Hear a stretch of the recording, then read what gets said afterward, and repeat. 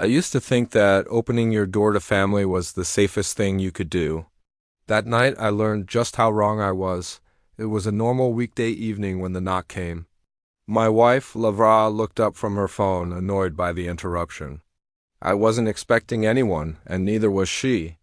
When I opened the door, a woman stood there with a suitcase and a smile that felt rehearsed. She introduced herself as Laura's cousin, someone I'd never met or even heard of.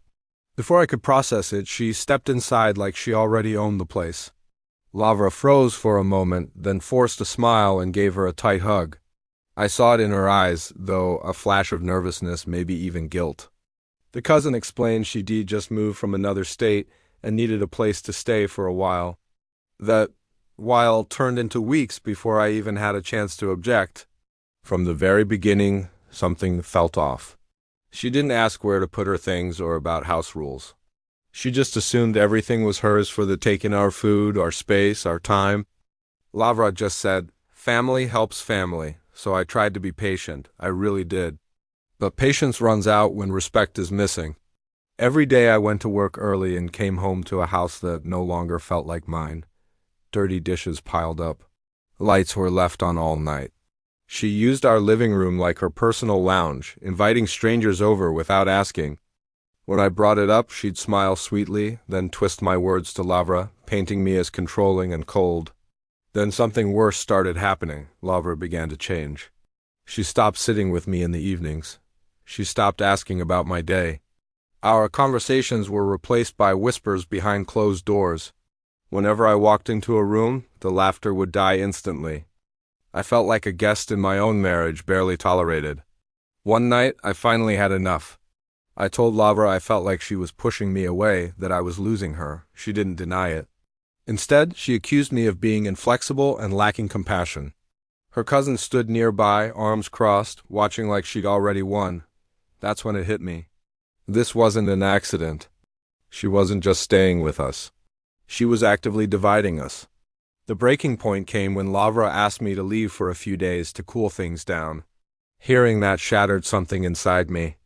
I packed a bag and walked out of the house I paid for, the marriage I fought for, and the life I thought was solid. Living alone brought clarity.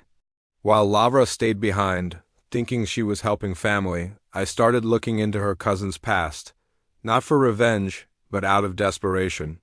What I found was a pattern. Other relatives, other friends all, with the same story of sudden crises and the same destruction left behind. She didn't escape bad situations. She created them. When I finally showed Lavra the proof, she broke down. Not because she doubted me, but because she knew it was true. The guilt hit her harder than my anger ever could.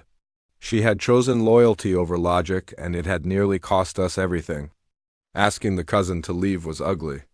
There were tears, accusations, and threats. She claimed I was isolating Lavra, controlling her, ruining her life, but this time Lavra didn't fold. She stood firm, shaking but resolute. In that moment, for the first time in months, I felt hope. The cousin left, slamming doors and burning bridges. Peace didn't return overnight.